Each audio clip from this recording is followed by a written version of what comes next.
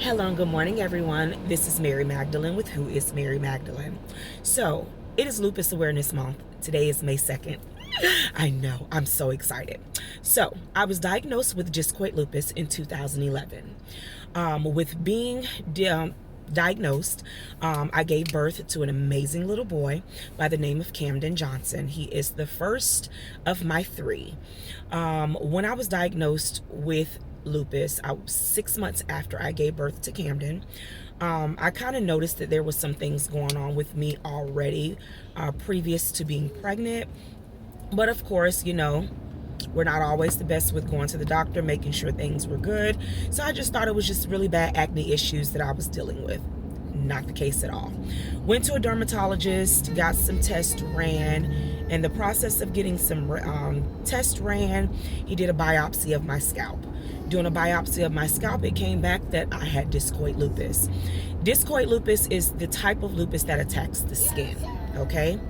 Later on down the line, in 2015, right before I got married, I was diagnosed now with SLE. What is SLE?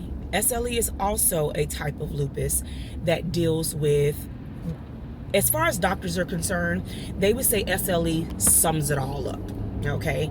They would say it ties in with discoid, with lupus neuropathy, with all of it, period, point blank. I feel that with SLE, yes, it ties in with everything. I'm not a doctor, so therefore, don't quote me. This is just how I personally feel because I live with it.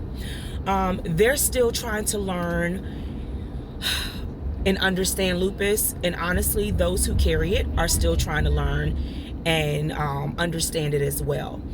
I will just sum it all up that once I was diagnosed with SLE, it kind of explains everything, because I not only just deal with just the skin issues, I deal with the joint pain, I deal with lupus neuropathy, I have muscle issues and on my left side.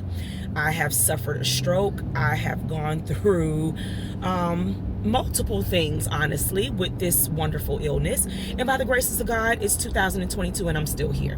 It's 2022 and I have not been on any medication for my lupus since 2016.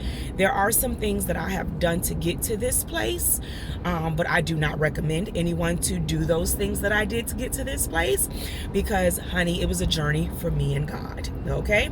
It is definitely something that doctors would not approve of, but I did what I did for me. And with that being said, I support all, okay? There was once upon a time in my life where I was a heavy hitter when it came to supporting the Lupus Foundation. I don't do that anymore. I am here to support my, support my lupus. I am here to support, my sisters and my brothers through their journey, loving on them, supporting them in any way that I possibly can. But giving to the foundation like I used to, supporting like I used to, I don't do that anymore. There are many reasons as to why I do not.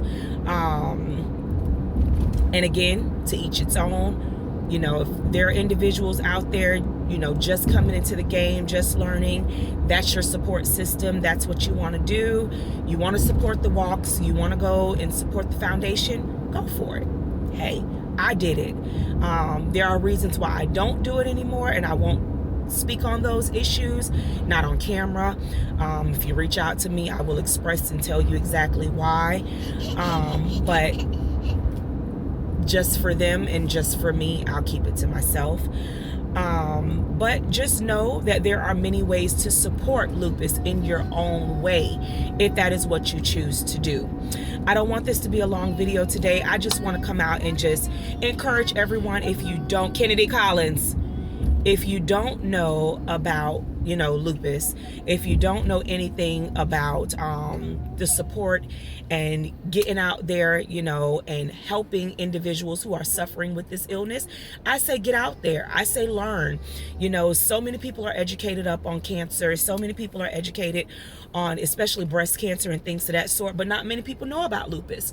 And especially in the African American community, which, quote unquote, We are the highest in, we're the highest in everything the world likes to say. I beg to differ. But again, that's just me. But they always state that it's higher in African American people. So since they state that it's higher in African American people, then let's do what we need to do as the African American community to get out there and educate people on lupus awareness. All right. I love you guys. Thank you so much for following me on this journey. This is not just a journey, just, for lupus. This is a journey for me as a whole, as being Mary Magdalene, who is now a widow, 3 amazing children, and will now be going through this journey of this part of my life alone, where I had this part of my journey with my husband. So there are some things there that I am a little afraid with, and I won't say afraid, let me take that back, a little nervous with, because there are some good days and bad days still with dealing with this illness where, I am down. And I know that's what my family is a little worried about. If something happens to me, I have these babies by myself, what am I going to do? I got God. I'm going to live. I'm fine. I've always been fine. Just had my husband as my biggest supporter.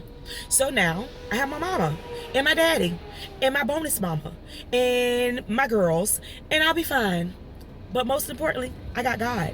So continue to follow me, continue to be here with us, continue to love on me, especially in this month, because baby, I'm coming to y'all in this purple, because I'm gonna be on it. It's lupus awareness.